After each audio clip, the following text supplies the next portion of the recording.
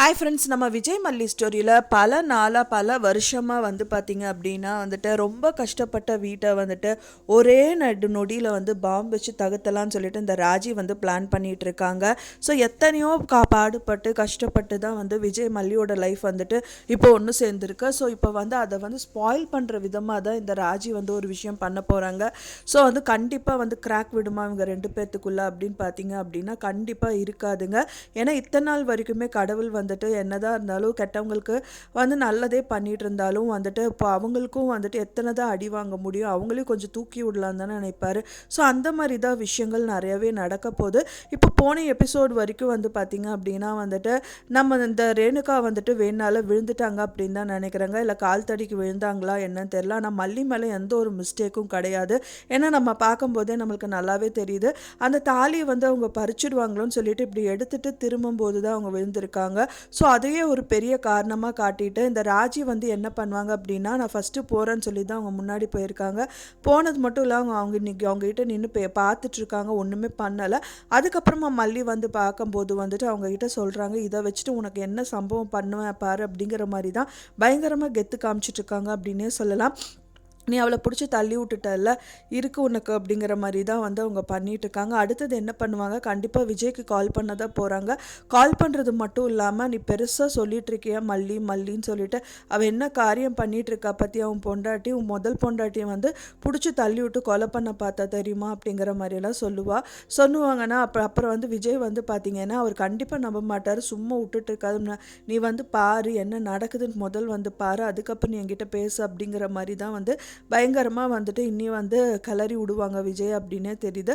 So அதுக்கப்புறமா விஜய் பார்த்தாங்க அப்படின்னா வெண்பக்குட்டி இதுக்கு கண்டிப்பாக எதர்ச்சி அந்த ஃபோனை செக் பண்ணும்போது, இல்லைப்பா மல்லியம்மா தள்ளி விடலை, இங்கே பாருங்க அவங்களே தான் விழுந்திருக்காங்க, மல்லியம்மாக்கும் இதுக்கும் சம்மந்தமே இல்லைப்பா அப்படின்னு சொல்லிட்டு அந்த குழந்தை ப்ரூஃபாக அவங்க அப்பா கிட்ட ஏதாவது ஒரு விஷயங்கள் கண்டிப்பாக அந்த ரெக்கார்ட் ஆகிட்டு இருந்தது பார்த்தீங்களா, அவங்க யூடியூப் பண்ணணும்னு சொல்லிட்டு.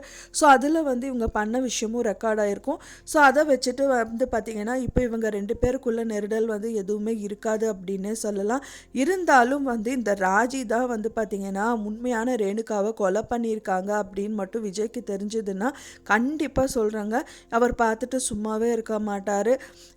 எப்படி அவங்களும் சொல்கிறாங்க, மல்லி சொல்கிறாங்க, ஏங்க இங்கே உட்காந்துட்டு இருக்கணும் விடுங்க அப்படிங்கிற மாதிரி சொல்லும்போது, இல்லை மல்லி நான் உண்மையாக பாடுபட்ட இதில் தான் நான் உட்காந்துட்ருக்கேங்கிற மாதிரி விஜய் பேசியிருப்பார்.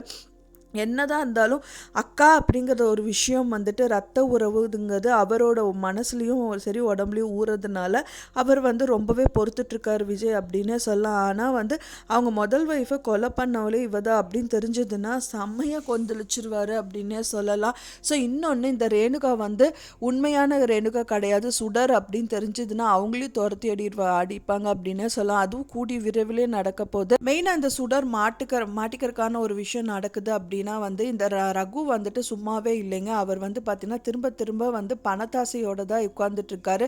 சரி 50 லட்சம் கொடுத்துட்டாங்கல்ல, சரி அவளோட லைஃப் பார்த்துக்கிட்டோம் அப்படின்னு சொல்லிட்டு சுடரோட லைஃபை விட்டு கொடுக்குற மாதிரி கிடையாது. இதையே செக் பாயிண்டாக வச்சு அவர்கிட்ட எவ்வளோ வேணாலும் கறக்கலாங்கிற மாதிரி தான் முயற்சியில் ஈடுபட்டு இருக்காரு. ஸோ ஒரு 50 லட்சம் ரூபாய் எப்படியோ அவங்க சமாளிச்சிருவாங்கன்னு வைங்க. திரும்ப திரும்ப ஏதாவது பணம் கேட்டுகிட்டே இருந்தாங்களா, அதில் ஒரு விஷயத்துலையாவது இந்த சுடர் மாட்டி தான் ஆகணும். ஸோ கையும் களுமா அந்த சுடர் மாட்டிட்டாங்க அப்படின்னா ஈஸியாக அவங்கள வீட்டை விட்டு துரத்திடலாம். ஸோ வெயிட் பண்ணி பார்க்கலாம் ஃப்ரெண்ட்ஸ் என்ன நடக்குது அப்படின்னு சொல்லிட்டு. நான் சொன்ன இந்த தகவல் உங்களுக்கு பிடிச்சிருந்தா மறக்காமல் லைக் பண்ணுங்கள், ஷேர் பண்ணுங்கள், கமெண்ட் பண்ணுங்கள், சப்ஸ்கிரைப் பண்ணுங்கள். மேலும் இன்னொரு மல்லி சீரியல் அப்டேட்டோட நெக்ஸ்ட் மீட் பண்ணுறேன். தேங்க்ஸ் ஃபார் வாட்சிங் மை டியர் ஃப்ரெண்ட்ஸ். நெக்ஸ்ட் வீடியோவில் பார்க்கலாம்.